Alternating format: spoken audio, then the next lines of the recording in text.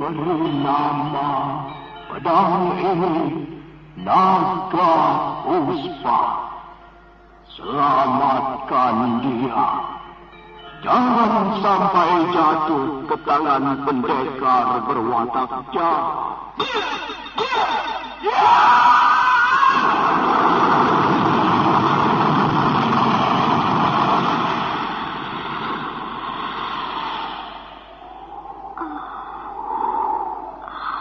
Kakang Kamandanu, kau masih juga tidak percaya bahwa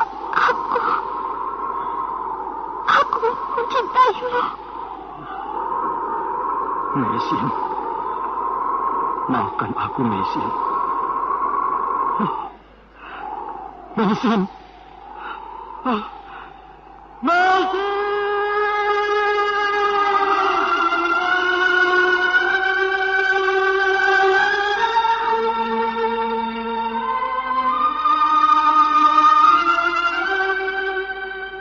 Tutur Tidula.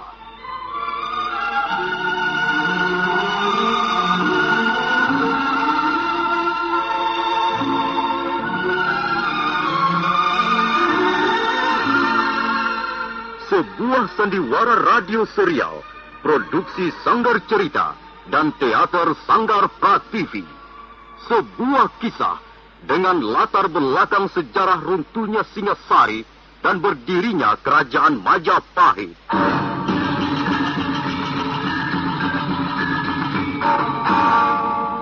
Sandiwara ini didukung oleh pemain-pemain radio yang sudah ternama. Ferry Fadli, Ivone Rose, dan Eli Ermawati.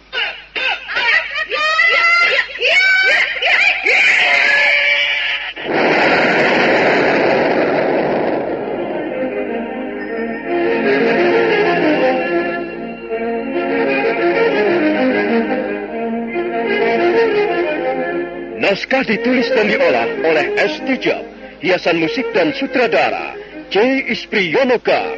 Kali ini mengetengahkan episode ke-13 dengan judul Kejar Pedang Naga Puspa.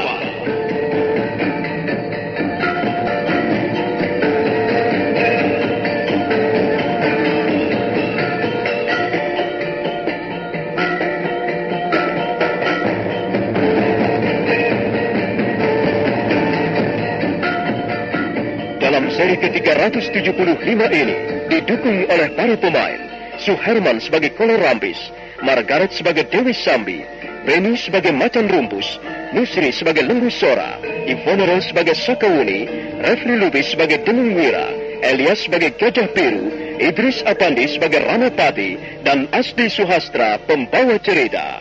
Selamat menikmati.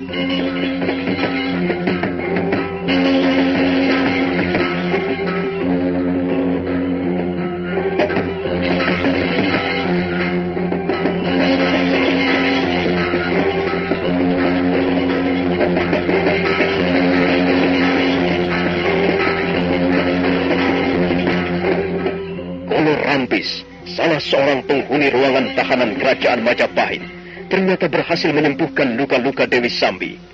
Dan malam itu dia bermaksud menagih janji. Tapi dia menjadi sangat gusar. Dia menjadi kesal karena Dewi Sambi telah mempermainkannya. Bahkan perempuan itu berani berbuat lebih kurang ajar lagi. Dia telah memukul dan menendang wajahnya. Kurang ajar. Perempuan edan. Apa yang kau lakukan ini?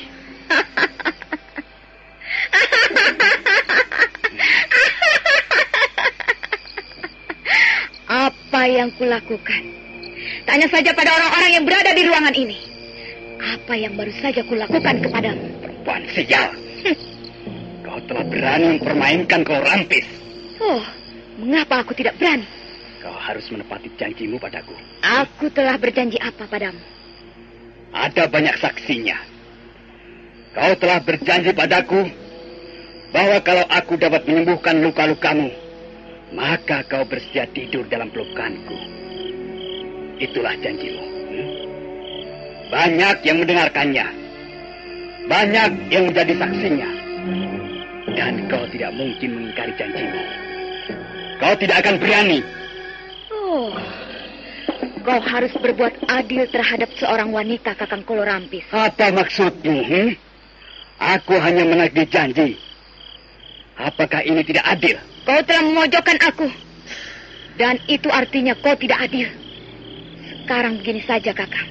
Aku akan bersedia menepati janjiku. Kalau kau dapat memenuhi persyaratannya. Kau jangan minta persyaratan yang macam-macam.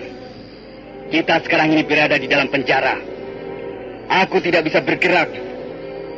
Aku tentu saja tidak bisa memenuhi permintaanmu. Kalau misalnya kau minta emas picis Raja Brana. Misalnya kau minta gelang ataupun kalung-kalung mutiara. Kau jangan coba-coba mempermainkan aku, hai perempuan kendang.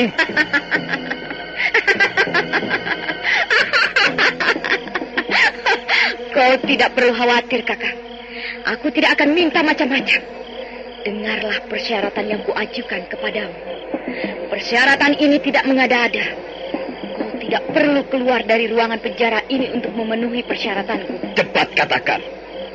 Apakah aku harus memukul roboh penghuni tahanan ini satu persatu? Hah? Cepat katakan. Mereka tidak ada sangkut pautnya dengan urusan ini. Urusan ini hanyalah urusan kita berdua saja. Kolorampis, kalau kau dapat mengalahkan aku akan memenuhi janjiku kepadamu.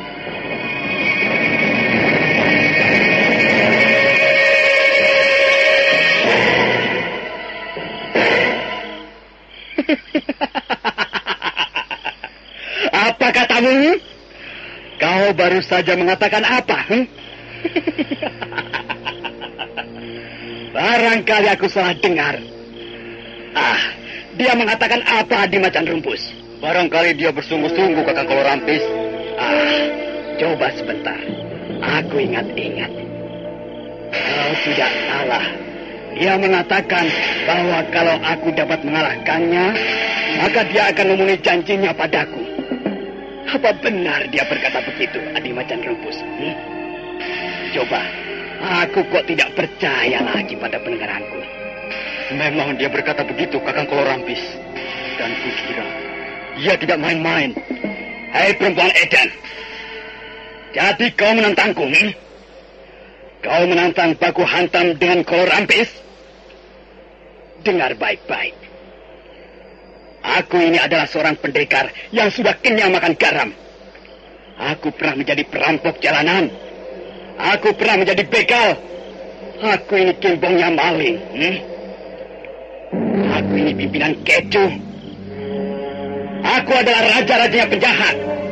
Kalau kau berjalan dari kaki Gunung Bromo, mulai dari desa Panitikan, Torianto Pada, Kali Saludu, Lawang Gajah, sampai ke desa Watu Papat, tanyakanlah kepada orang-orang yang kau temui di tengah jalan.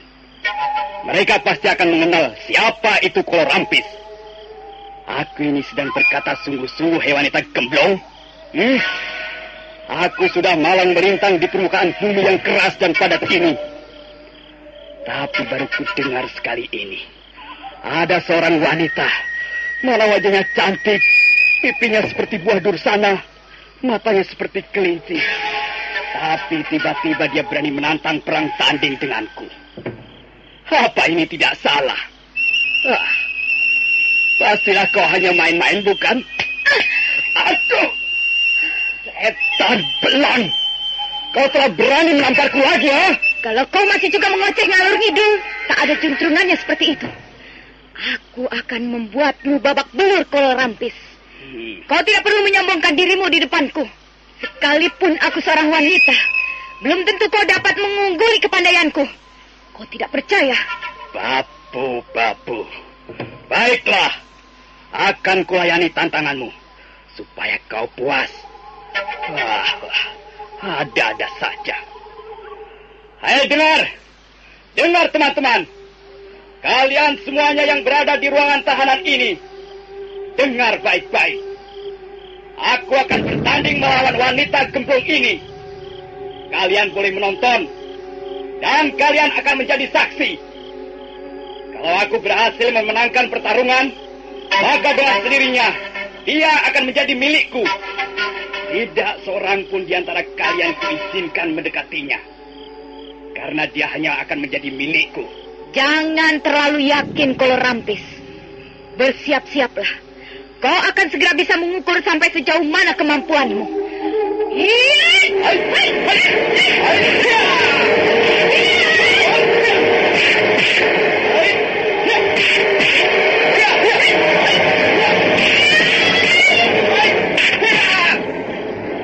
Hebat juga seranganmu.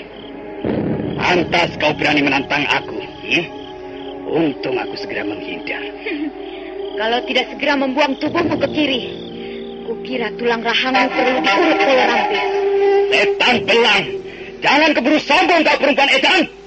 Sekarang ganti aku yang akan menyerang. Nah, bersiaplah. Ait,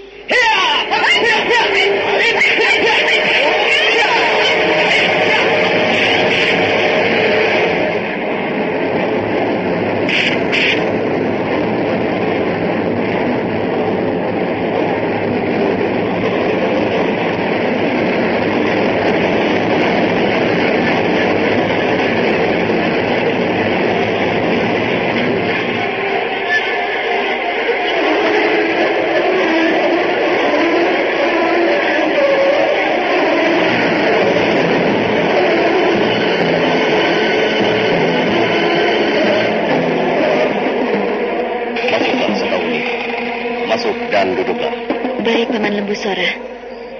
Baru saja Rekrian Demung dan Gajah Biru melaporkan padaku. Mereka mengatakan bahwa Kakang Ramapati sudah berhasil meringkus salah seorang pimpinan kaum perusuh. Iya, saya juga sudah mendengarnya, Paman Lembu Sora. Saya mendengar dari salah seorang prajurit jaga. Katanya Dewi Sambi sudah tertangkap dan sekarang dipenjarakan. Kita tidak perlu bersikap buruk terhadap keberhasilan mereka itu, Sakawuni. Sebab keberhasilan mereka adalah juga keberhasilan kita. Kita tidak boleh memusuhi mereka. Sekalipun kita kecewa, kita harus tetap bersahabat.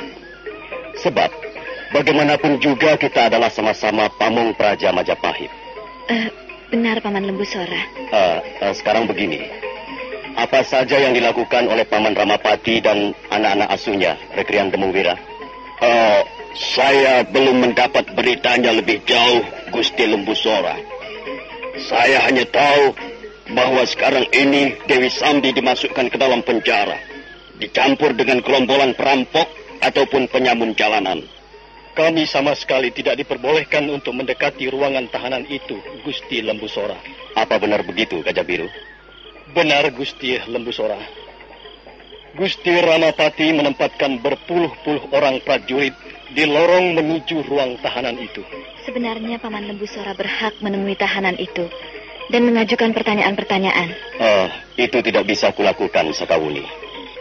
Sekarang ini kalian tahu, keadaanku semakin terjepit. Kakang Ramapati selalu membatasi ruang gerakku. Bahkan untuk menghadap Sang Prabu saja, hal itu tidak dapat kulakukan dengan mudah seperti dulu lagi. Jelas bahwa Gusti Ramapati ingin menyingkirkan Gusti Lembu Sora. Jangan berpikir terlalu jauh, Gajah Biru. Kita tidak boleh mencurigai seseorang tanpa ada bukti-bukti yang cukup. Tapi segala tindakan Gusti Ramapati selalu merugikan pihak Gusti Lembu Sora. Apakah ini bukan barang bukti? Sudahlah. Kalian bersabar saja dulu.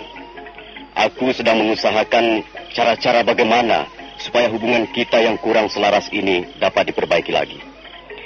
Aku tetap menganggap mereka semua adalah kawan-kawanku. Barangkali Kakang Ramapati bermaksud baik. Hanya cara-caranya saja yang kurang dapat kita setujui. Sekarang apa yang harus kita lakukan, Paman Lembu Sora? Kita tunggu saja perkembangannya, Sakawuni. Mudah-mudahan saja mereka berhasil mengorek keterangan dari mulut tawanan itu. Sehingga komplotan perusuh segera bisa kita gulung habis. Dan kalau memang terjadi demikian, kita pun harus merasa bangga dan senang. Kita jangan iri. Kita jangan mempunyai hati yang dengki. Kita semua bekerja untuk Gusti Prabu Kertarajasa Jayawardana dan untuk Majapahit.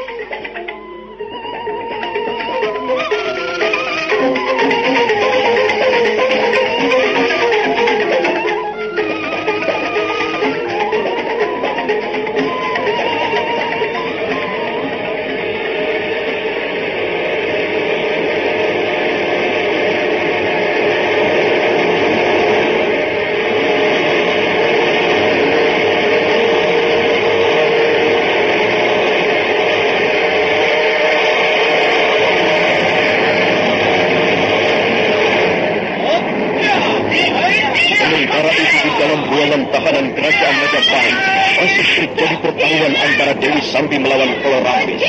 Sekarang Kolorambis baru menyadari siapa wanita yang menjadi lawan tandingnya. Dia tidak lagi berani meremehkannya atau merendahkannya.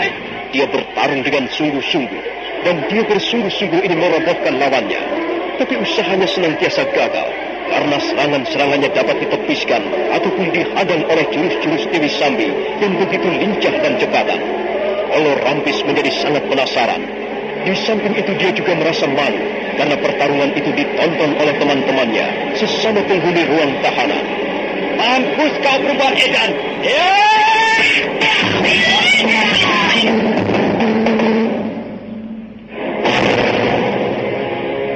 Setan betina! Kau telah membuatku malu. Kau telah menghina Kolorambis. Aku akan membunuhmu.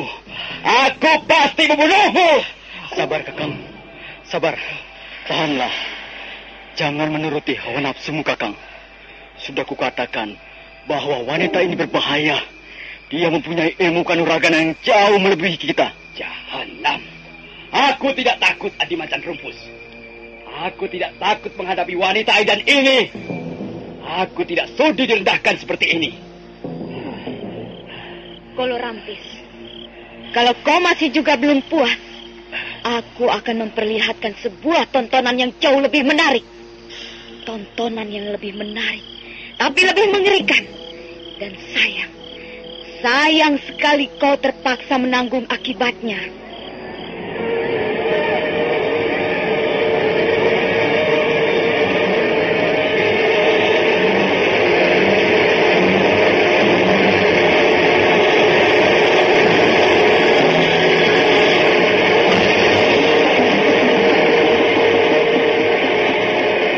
Dewi Sambi kemudian melompat mundur, merapat pada dinding ruangan. Pendekar wanita itu kemudian menggosok-gosokkan kedua belah telapak tangannya. Dan semua yang berada di ruangan itu melihat telapak tangan perempuan itu mengepulkan asap keputih-putihan. Wajah Dewi Sambi mendadak berubah menjadi sangat garang. Wajah seorang iblis betina yang haus darah. Hilang lenyap sudah kecantikannya. Yang nampak sekarang adalah seorang dewi yang baru saja turun dari api neraka. Nah, Kolorambis, sebutlah nenek moyangmu. Sebutkanlah nama-nama para leluhurmu.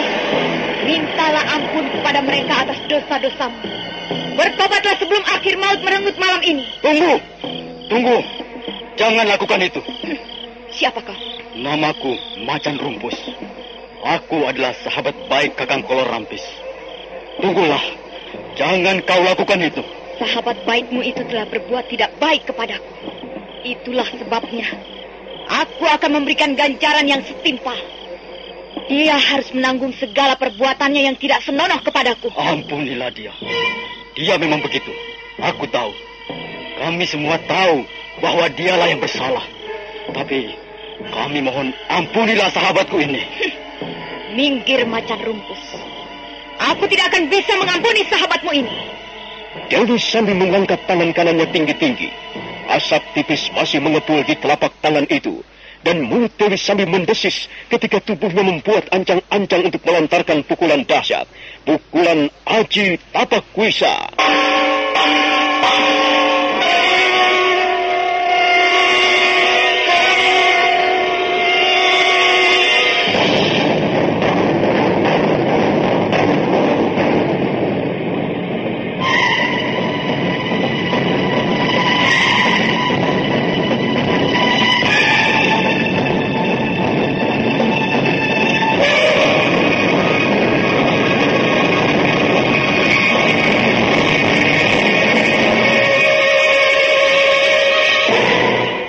Dewi Sambi segera mengurungkan pukulannya, karena mendadak sang Ramapati dan rombongannya datang.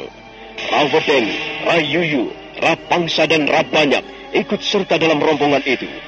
Baik Rapangsa maupun Rabanyak, sama seperti hanya Rawedeng dan Rayuyu, dua-duanya adalah juga anak asuh sang Ramapati. Sepertinya aku mendengar ribut-ribut di ruangan ini. Ada apa? Ada perkelahian lagi? Tidak. Kami sudah bosan berkelahi. Bagus. Berkelahi sebagai perampok memang membosankan. sebab tidak ada banyak gunanya. Kaukah itu yang bernama Dewi Sambi? Benar. Akulah Dewi Sambi. Ada apa? Kau mempunyai nama yang cukup terkenal.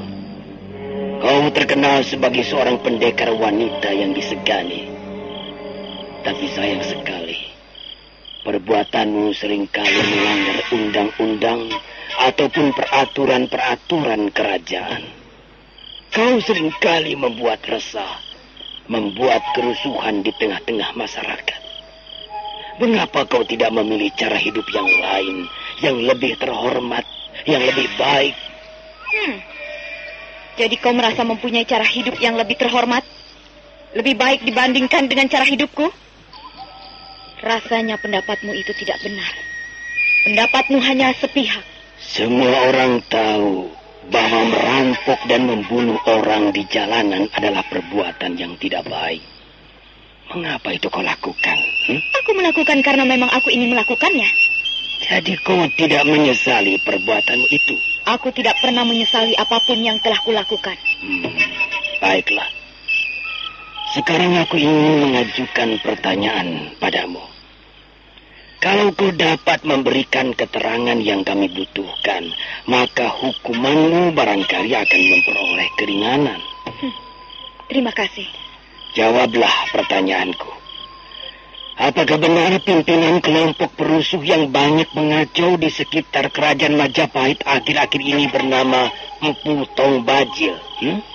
Kau tentu mempunyai banyak trik sandi. Apakah mereka tidak bisa bekerja dengan baik sehingga kau mengajukan pertanyaan itu padaku? Jawab saja pertanyaanku, Dewi Sambi. Aku tidak ingin berdebat denganmu. Kau cukup menjawab pertanyaanku. Di mana kalian membuat sarang? Sarang? Iya. Hanya burung yang memiliki sarang. Kami tidak mempunyai sarang. Maksudku, di mana kau membuat tempat persembunyian? Di mana kau dan kelompokmu membuat tempat persembunyian? Kau tidak akan memperoleh jawaban yang memuaskan. Percayalah. Jadi kau tidak bersedia memberikan keterangan yang memuaskan? Iya. Aku tidak berbakat menjadi pengkhianat. Akan kita lihat nanti. Aku belum bisa mempercayai bahwa kau akan mempunyai pendirian yang kokoh. Kau adalah seorang wanita yang cukup cantik. Kau pastilah menyayangi kecantikanmu itu. Raweding, Rayuyu, Rabangsa, dan kau Rabanyak, keluarkan perempuan ini dari penjara dan bawa dia ke tiang penyiksaan.